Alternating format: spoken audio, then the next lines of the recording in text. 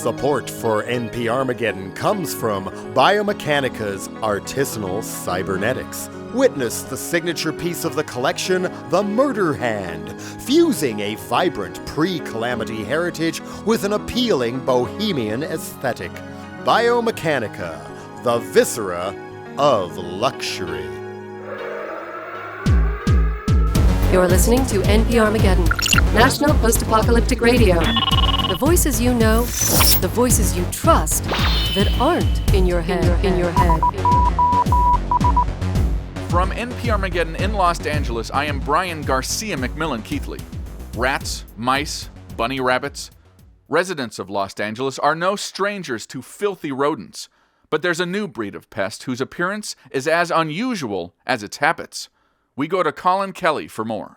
The citizens of Los Angeles pride themselves on being tough-minded and ready for anything. But earlier this week, a new kind of mouse has appeared to come out of nowhere and freak everyone out. I woke up and I saw this mouse staring at me. I thought it looked kind of funny somehow, but then I realized it had a human ear growing out of its back. And what happened next? It just sat there, listening. Earmouse sightings number in the thousands, and chances are you have an earmouse in your home right now, and you don't even know it. I found an earmouse hanging upside down underneath my kitchen table. Who knows how long it had been hanging there? I mean, they must have pretty sticky feet to hang upside down like that. And like any new animal mankind comes across, the inevitable question must be asked. Can you eat it? Chef Marcel specializes in cooking all manner of rodents. No matter what I try, I cannot make this earmouse taste good. Have you tried frying it in butter? Of course! Yet somehow this creature is impervious to butter.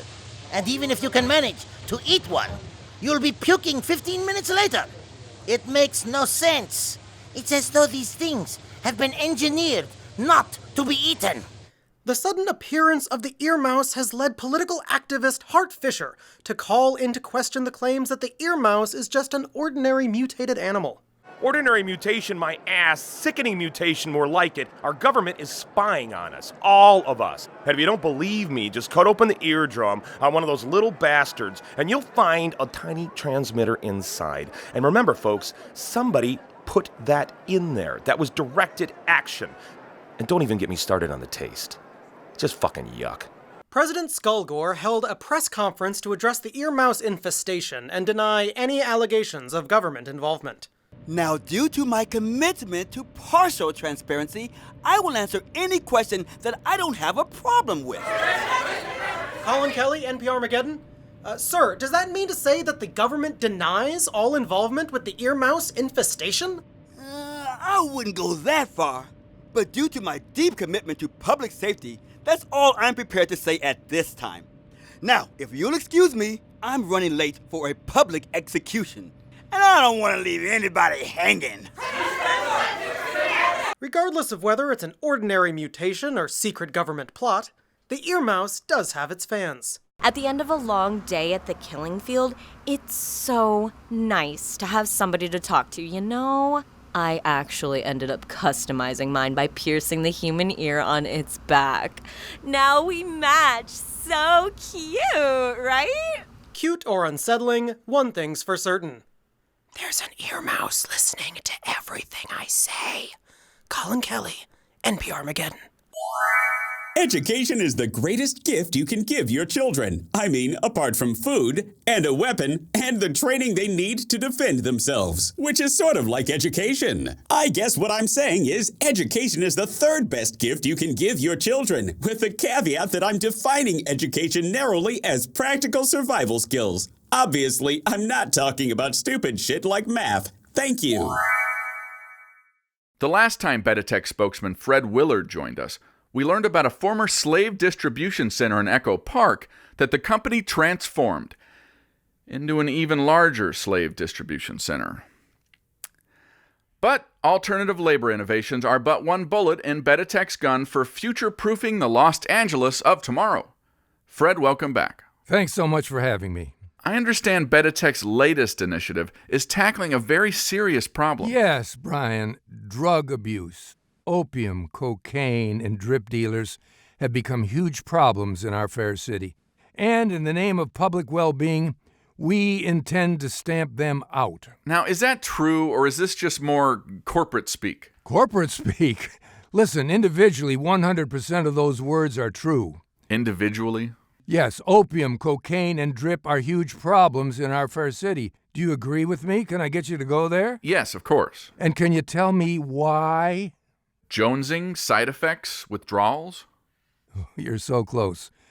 The problem isn't drugs. Drugs make you feel great. Jonesing doesn't happen when you're on drugs. Side effects don't matter when you're on drugs. And withdrawals, Bryan, can't happen when you're on drugs. Exactly. It's all the stuff that happens in between. When you're not on drugs, that's when it gets bad. Am I right?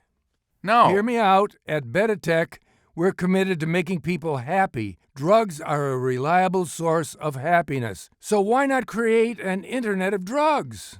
What's an internet? It doesn't matter. All that matters is we're buying up and connecting small business distribution facilities. This means more drugs, faster drugs, less downtime, less bad times. But how? All right, picture this. You're cruising in Santa Monica on a Sunday night. Reach into your pocket and, hey, you're clean out of drugs. And your regular dealer's all the way over in Burbank. What are you going to do? I don't know. Go back to Burbank or die? Or die or something. Yes, that's the old way. Here's the Betatech way, the better way. What if I told you instead of cold sweats and dope sickness, you had a biomonitoring GPS device in your forearm, and that when your levels dip, when you come off that glorious high and start crashing, our closest franchise operation, could be as close as a block or two away, gets alerted. Then more drugs get delivered to you in minutes, complete with a street pharmacy specialist to offer a courtesy assist with your first hit. We're also onlining drone delivery in select markets. That all sounds lethally efficient. I thought you said you're stamping out these drug dealers. We're stamping them with the Betatech brand, and we're getting them all to talk to each other. Horizontal and vertical integration from lab to lobe or nose or whatever. That's the wave of the future. Fred, that thing that you're doing right now, you're doing that to me again. And again and again. That is consistency. You'll never not be high. And isn't getting high the goal of recreational drugs? I guess so, yeah. All right, and can I take you through one more scenario? Yeah, go ahead. All right, drip is great, but it makes you feel what? Hot and itchy. We all know that. So you get home after a long day, take off your pants, and sit there and roast as the drip takes over. Right? Right. Well, not with Betatech. The thermostat in your bunker is connected to your biomonitor. As you crank it up, your thermometer cranks it down. Now, how cool is that? You know, if I were to look past the sheer awfulness of this whole thing, I'd say that's actually pretty clever. Not clever. Better. Thank you, Fred.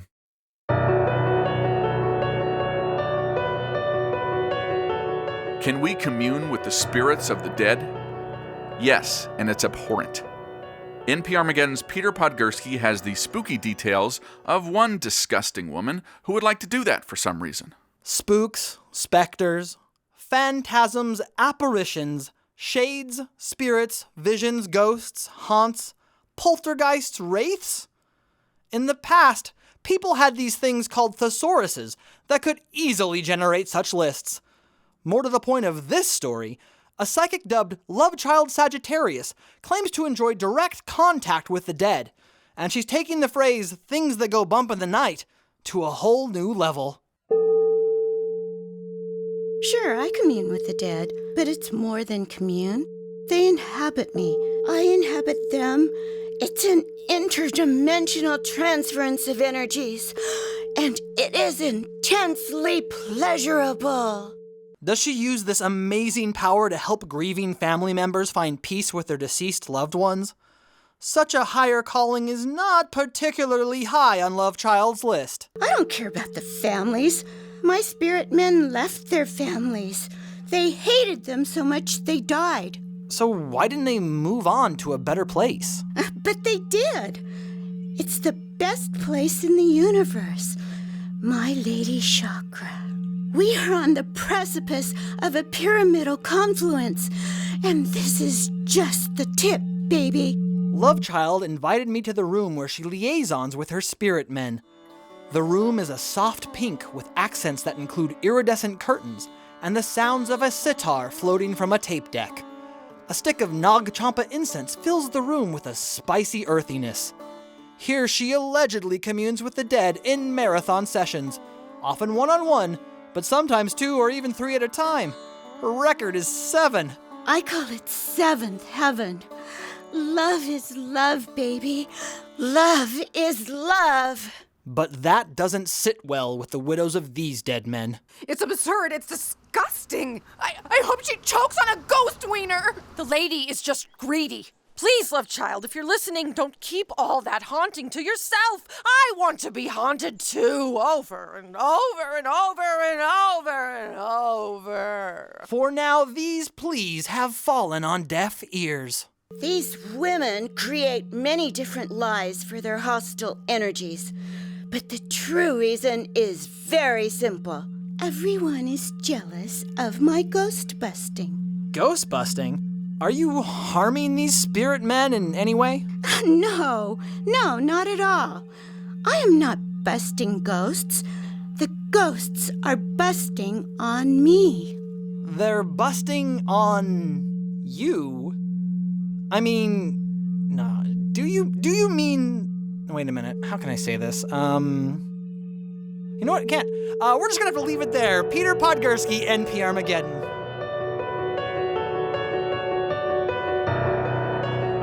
A steady flow of young people into street gangs is essential to maintaining a gang's health. New members bring energy and enthusiasm to a gang, and to avoid the pitfalls of shrinking membership, gangs try to recruit new members every year. And it's that time of year again. We sent reporter Tory to the Los Angeles Gang Fair to see how this year's crop of violent criminals is shaping up. Nearly 10,000 disaffected young people are downtown for the Los Angeles Gang Fair this week. I spoke to gang representative Grant Wellington, known by his gang name Sleepy Bad Dreams, about the appeal of gang membership. I can't speak for the other organizations, but I must say that our gang tally-ho offers brotherhood, protection, and the joy of making your enemies suffer. Is the gang hard to join? Not at all. It's the easiest thing in the world to join our gang tally-ho. Just a pledge, and once you're in, you are in. And what would you say to prospective members checking out other gangs? Problematic to say the least. Join another organization and we'll shoot you just as soon as look at you. We're generally out to shoot everyone who's not a member of our gang tally-ho. What about innocents caught in the crossfire? Innocents? There's no such thing. They are guilty of not being in the gang tally-ho. It's quite simple. And do you have a strong alumni network? No need. You're not allowed to leave the gang tally-ho. But we do have 6 weeks of paternity leave. We're not savages. Sleepy Bad Dreams went on to say that the event is complete with 7 evening workshops, including shanking, stabbing, piercing, sticking, wounding, puncturing, and gashing. So I'd avoid hanging around after dark if you're not part of the gang fair. Tory, NPRmageddon. One of the biggest challenges in healthcare right now is the lack of proper medical infrastructure. And even if you manage to find a hospital or clinic, the quality of the care received is often substandard due to severe blood shortages. Community organizer Count Gore seeks to change all that and is with us now. Welcome. Thanks for joining us, Count. The pleasure is all mine. So, as I understand it, you're organizing a blood drive. Can you tell our listeners a little more about that? Blood is a great passion of mine, and I'd like to see every able-bodied citizen come out and donate. And where can they do that? Well, you can get full information at CountGore.com, but my bloodmobile will be driving all across Los Angeles. Tonight, we're going to set up at the Tar Pits, and I encourage all of your listeners to come down for a pint. And what hours will you be open?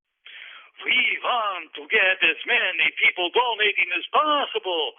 That's why my bloodmobile will be operating from dusk all the way until dawn. Wouldn't it be easier to operate during the day? No, I don't think so.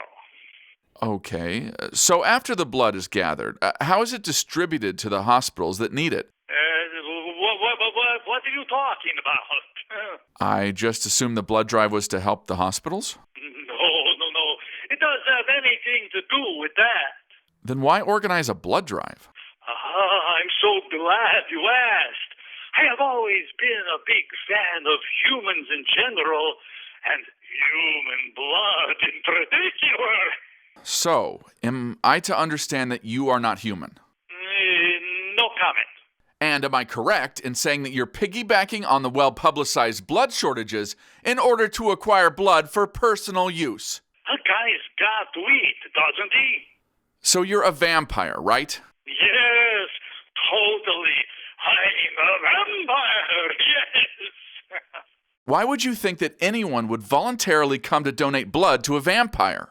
I'm giving out free suckers. Free suckers?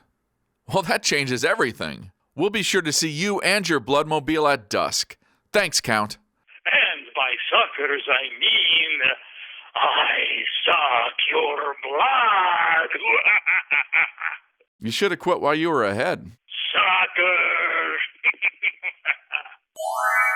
In order to promote diversity, NPRmageddon would like to remind you that mutants are gross and stupid, but that doesn't mean they're useless, necessarily. Filthy menial tasks don't complete themselves after all, so please try to be tolerant of this subhuman scum. It's not their fault they're disgusting. Thank you. The Los Angelino Armed Forces is always looking for a few good men and women to fill its ranks.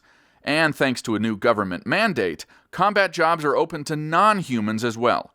Xenon Mukluk, the leader of CHOMP, Citizens Helping Our Mutant People, had this to say about the new mandate.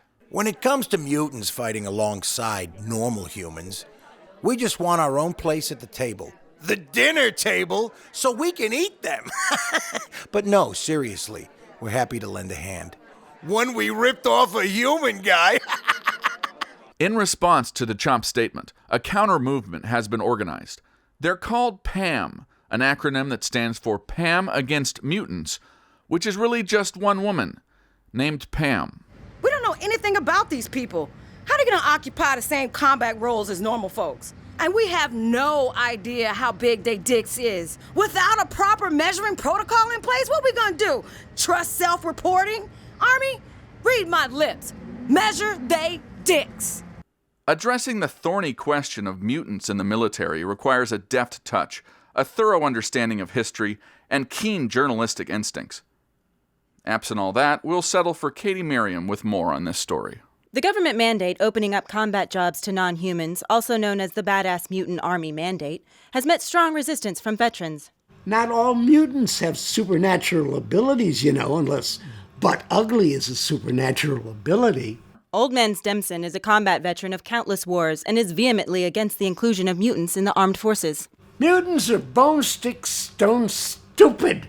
And a bone, a stick, or a stone could probably do as well as most of these mutants. And now we expect our young human men and women to fight alongside of them. What about the soldiers that have been serving in the armed forces, but are keeping their mutations secret? I say keep it that way. If they can pass as human, that's fine by me. But some of these guys, there's just no hiding it.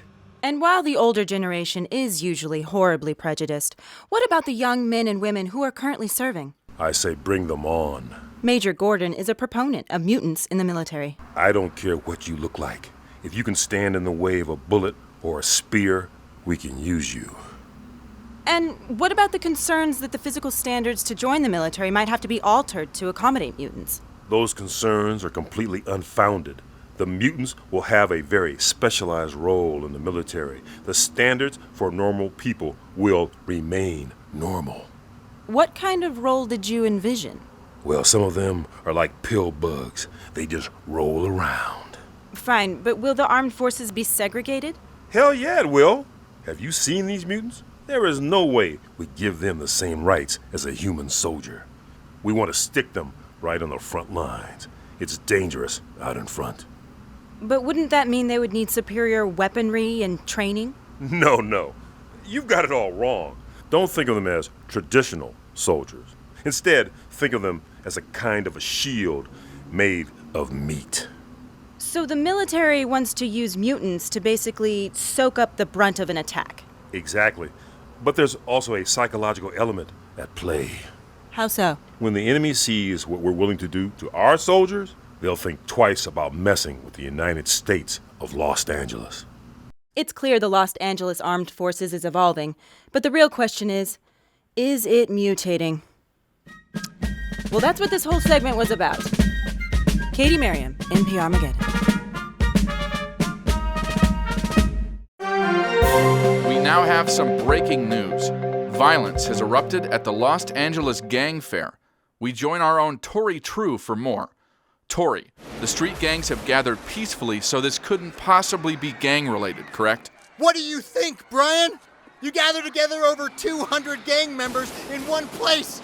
How can the violence not be gang-related? Now, one must keep an open mind until all the facts are in. I'm telling you the facts. Just because there are a couple bad apples doesn't give you license to paint all gang members as violent. It's too broad a brush. I'm not worried about their feelings. And isn't that the problem? You resort to slandering a group as violent when we should be having a dialogue. Dialogue? Let me tell you about dialogue. Sleepy Bad Dreams just screamed tally-ho and declared a gang war on everybody that isn't in his gang. And then everything went to hell. Well, I don't know what that proves. Tally-ho! Oh, my arm! I've been shot in the arm. Why'd you send me out here, Bryan?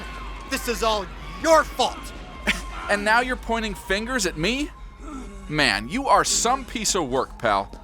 Now why don't you try to put your prejudice aside for 1 second and focus on what I'm sure are numerous other possible causes for the ruckus downtown. Ruckus? I'm tripping over corpses to find a place to hide. Tally-ho! These people are monsters! I'm getting the No. Demonizing is not going to get us anywhere. Not on my program. So we'll leave it there for now. That was Tory True reporting live from what appears to be some kind of ruckus downtown where details are yet to be determined. And now a special message from the Blood Pope. You think you've had it bad? Let me tell you about my life! I finally found the truth. I thought they had cloned me, and it turns out I'm the clone. The Blood God told me so. But here's my question. Where are they keeping the real me? I could escape, but I don't want to leave without him. I never had a strong father figure, and this gives me hope. Maybe we could go fishing, he could teach me to tie a tie. I don't know, I have so much to learn. I'm only 10 hours old. Anyway, that's what I have been dealing with. Now seriously, leave me alone. Plagues, hexes, turning people inside out? Why do dark arts practitioners do such awful things? Well, Timothy is here to apologize for all of it. He's a provocateur, a dark arts activist, and the author of The Eternal Identity, a book that was banned even before reading was outlawed. Now, Timothy, many people want to shoot your kind in the streets, don't they? Many people want to abolish the dark arts. This thinking has been propagandized by the Blood Church and current Blood Pope Juan Castro II. This has Bloodite influence written all over it. Okay, here it comes. No, this is important. The pontiff claims that opposition to magic is loyalty to humanity. Others want to stick their head in the sand and decry that there is no such thing as magic. Tell me, Bryan, how can you be opposed to something that doesn't even exist? That's not my position. So you agree that magic is legitimate? A legitimate threat to humanity, sure. How dare you? Your Bloodite rhetoric is disgusting. Explain to me how such a small group of people, magic users, is responsible for such a large number of violent acts. It's self-defense. Fireballs is self-defense. Evil, giant fireballs. You give us no choice. When people like you spout off about how evil the dark arts are, others will try to solve the perceived problem. Again, we're talking about fireballs. Magical balls of fire. Fine. but dark arts retaliation is the reason why you don't want to agitate my community. And why is that? I feel like we would utterly destroy you if we were unified. It wouldn't be particularly close. The dark arts is a vile stain on humanity. It prevents any of its practitioners from being fully human, Timothy. We must work together to dismantle magic use. But the dark arts is in our blood. No, it's learned behavior. You could choose not to use magic. You want my people to give up the defining characteristic of our identity. What gives you the right? Your side is killing people. Violence is not exclusive to the dark arts community. Tell that to the humans sacrificed in the name of the dark arts. What about the human sacrifices in the blood church? Oh, please. You've been invited on to talk about the dark arts. Leave religion out of it. You're just muddying the water. So basically, what you're saying is, it's okay when we do it. Yes, it's called true freedom. So your definition of freedom only works one way. People are free to submit to the one and only true religion. You know, I'm so glad that people are hearing this. Are you even listening to yourself? It's no secret that the church controls the media through its soft power influence, and this is a textbook example. I'm so glad that people are exposed to your bizarre conspiracy theories, but for the record, I am an independent journalist, dependent on the state, and the church only provides an occasional helpful suggestion. Admit it, you're a shill! I'm a shill for good, damn it. I'm a shill for justice. I'm a shill for bringing witches and warlocks in and then burning them at the stake. Oh, so you promote violence as well. It's not as scary when we do it. Unbelievable. Timothy, since you seem to be so allergic to violence, I want you on this program to disavow dark arts terrorism. Can you even do that? I'll do you one better. I will disavow the root cause of this problem. Oh, I wonder where we're going with this. You invited me on this program to speak. Let me speak. Fine, go ahead. I will disavow the root cause of this problem, our authoritarian system of government and our violent theocrats, state-sponsored religion. You're just blaming the church for your own inadequacies. Why not take responsibility for your actions? Actions like, I don't know, casting fireballs into groups of innocent people. They're not innocent. They're guilty of bigotry. Well, you know what? I'm sick of you talking in circles. I am disavowing this entire conversation. You can't do that. I'm the host. I can do whatever I want. Well, I disavow your disavowal. This conversation didn't even happen. Oh, good. I didn't want it to happen. Good. Fine then. Fine. Well then, thanks for not coming. You're welcome for not having me. Wasn't even here. Not by. Not by. You're listening to NPRmageddon, National Post-Apocalyptic Radio. Because when you don't have a toothbrush to clean your teeth, you'll consider a damp rag. We've got more on that ruckus downtown from Tory True. Are you there, Tory? I'm in really bad shape, Bryan. I tried to seek help from Sleepy Bad Dreams, but he ended up using me as a human shield. I can't feel my legs. I'm riddled with bullet holes. I think this might be the end. Oh, I'm sorry to hear that, Tory. Do you have any last words? I just want to tell my family that I love them very, very much. Is that all? Yeah, that pretty much covers it. Now, are you sure there is nothing more that you'd like to say? No. Well, the last time we spoke, you made some very offensive comments about gang members, if you remember. I just thought you'd want to apologize, frankly. I'll see you in hell, Bryan. I'll see you in hell.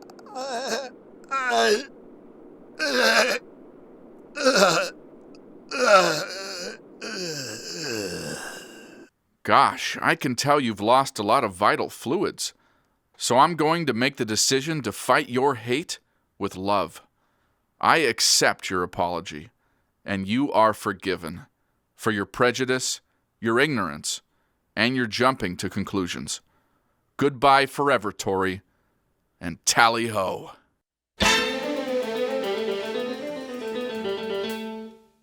And now with our Betatech First Alert traffic update, here's John. If the traffic is smooth smooth or if it's slow. Here's the person who's sure to know. Do-ah. Oh, there is a big sig alert in North Hollywood. A malevolent entity has caused vehicles to disappear on the southbound 170 at Sherman Way. Malevolent entity? John, what are we dealing with here? Let me explain why your question is irrelevant. Evolution has shaped us with perceptions that allow us to survive. They guide adaptive behaviors, but part of that involves hiding from us the stuff we don't need to know. And that's pretty much most of reality, whatever reality might be. And if you had to spend your time trying to ponder the overwhelming totality of reality, this would leave you vulnerable to the very malevolent entity you're trying to escape. Okay, so what about the people who did not escape? Well, sometimes you're unlucky, Bryan. I mean, come on, that's traffic. NPRmageddon is brought to you in parts by the Count Gore de Val Foundation. Committed to the procurement of blood from local populations to feed hungry vampires. Donate a pint today, or else we'll get it some other way. In which case, it could be much more than a pint. That's not a threat, it's a promise. Now we move on to the world of science in our There's Always Room for Science segment. Science rules! Sponsored by Smog Cloud Pharmaceuticals. Smog Cloud Pharmaceuticals. Pick your poison. We're joined by our science correspondent, Laurel Vale. What have you got for us today, Laurel? Well, today I thought we'd examine an earmouse live on the air. Oh, fun. Did you bring one with you or what? There's no need. I'm sure there's an earmouse around here somewhere. Try checking under your console. Well, we run a pretty tight ship here at the station, Laurel. I seriously doubt we have any rodents lurking about. Humor me. All right, let me get down here and see if we... Oh my word. Listeners, there is an earmouse hanging upside down from underneath my console. What's it doing down there? It's listening. But why? No one knows. But, I mean... How does it hang there like that? Great question, Bryan.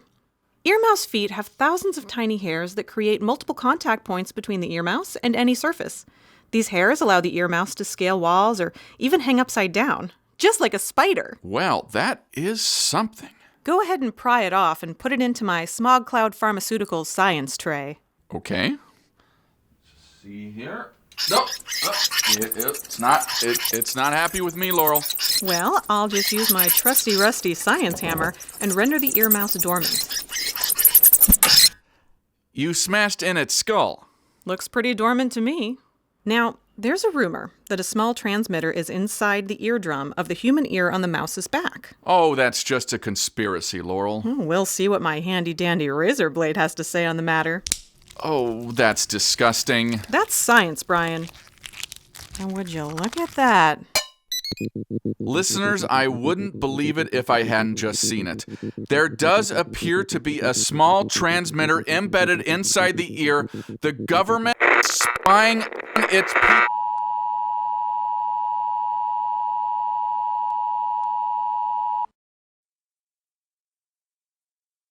This is a test. NPRmageddon is conducting a test of the emergency broadcast system. This is only a test. NPRmageddon serves the United States of Los Angeles. This concludes this emergency broadcast system test. If this had been an actual emergency, you would have been commanded with instructions that you would not be allowed to question. Ever. And we're back? We're back, right? And we're back. Thanks again, Laurel, for telling us all about that science stuff which we will never speak of again. I am so sorry. Shut up! They can hear you! You've been listening to NPRmageddon, and everything's fine. I'm Bryan Garcia McMillan Keithley, your host, and I really hope to join you again next time. And remember, to live is to suffer, To survive is to find some meaning in that suffering. Good day. NPRmageddon is written and produced by Peter Podgursky and Bryan Keithley. Mixed by the incredible Amy Reed. The theme of NPRmageddon is by Society Burning. Have you checked out the Etsy shop? Do it, Wastelander. Visit nprmageddon.etsy.com and buy a t-shirt or mug or something. Contact us at info@nprmageddon.com or call us at 213-437-9506 and give us a piece of your mind.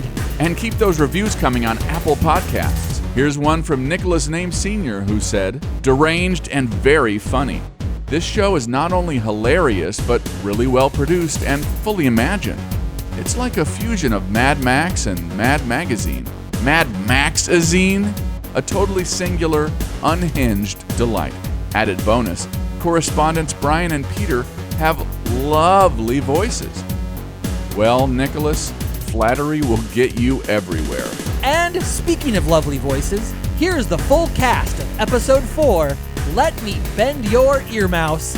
Jello Biafra, Amy Landon, Bryan Keithley, Collin Kelly, Miriam Borbon, Jim Eustermann, Jeffrey Peterson, Hart D. Fisher, LeJon, Erika Ishii, Tay Zonday, Fred Willard, Peter Podgursky, Dawna Heising, Natalie Wachen, Angeline Underwood, Tory True, Martin Desmond Rowe, Count Gore Melanie Troxler, Katie Miriam, Harlan Ellison, Gary Phillips, Neil Brown, Asterios Kokonos, Tim Durham, John Delancey, and Laurel Vale. A special shout out to NPRmageddon's own Collin Kelly and Jackson Lansing for the release of their comic, One Bad Day, Clayface. And a special shout out to horror host Count Gore who's commemorating the 50th anniversary of his first show. Check out the excellent documentary about the Count, Every Other Day is Halloween. That'll about do it for us. Keep those reviews coming in, and until next time, thanks for listening! Next time on NPRmageddon. Ixnay on the Ausmay when the earmouse is declared the national bird. Earmouse is good, the earmouse is grand. The earmouse always listens, so don't get out of hand. A sludge monster attacks Franklin Village, which deserves every second of it, believe you me. It's eating me alive from the inside. And a new food policy initiative promises to address the plight of the hungry. You call it hunger? We call it hung-great. Plus brand new history and traffic. History is a harsh mistress, Bryan. She is a harsh mistress. Featuring the voice talents of John Delancey, Harlan Ellison, Amy Landon, Asterios Kokonos, Jackson Lansing, Andrew Bowser, Tay Zonday, and many others. All this and more in NPRmageddon Episode 5, Cut Off Your Head with a Chainsaw. We'll cut off your head. Yes, we'll cut off your head. Yes, we'll cut off your head with a chainsaw.